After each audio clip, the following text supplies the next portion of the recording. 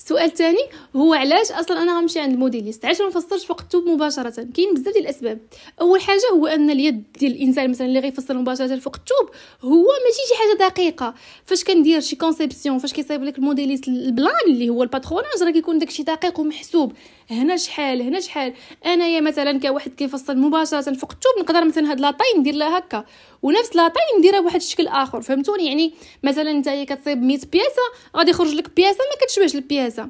ثاني حاجه باش نقص من الخطا، لانه ممكن انه انا في واحد اللحظه نكون ساهي والمقص ديالي مشيت بلاصه اخرى، راه كيقول لك 100 تخميمه ولا ضرب في المقص ولا ضربه بالمقص. حاجه اخرى هي لوبتيميزاسيون ديال الثوب. دابا فاش انا كنخرج الطراسيه ديالي اللي كتكون هكا، كنكون شايف الثوب بحال اللي كنكون مخيل الثوب، حيت هذيك ورقه كنعرف مثلا هنايا البلاصه اللي هنا السجفه اللي كتسمى بارامونتور فين غنديرها. اي بلاصه كنحاول نخرج منها شي حاجه. البواني عندي واحد البلاصه خاويه عندي فين نديرو. وحاجه اخرى هي نوفر الجهد ديالي. مثلا هذا نفس الموديل بغيت نصايبو مره اخرى، ماشي غنعاود ندير نفس الموديل وخاصني نتفكر كيفاش درت ليه. غادي نلقى ديجا عندي واحد لا باز، واحد الباتروناج اللي واجد، غادي غير نجيبو ونقطع. لذلك انا ما كنصحكمش نهائيا انكم ما ديروش باتروناج.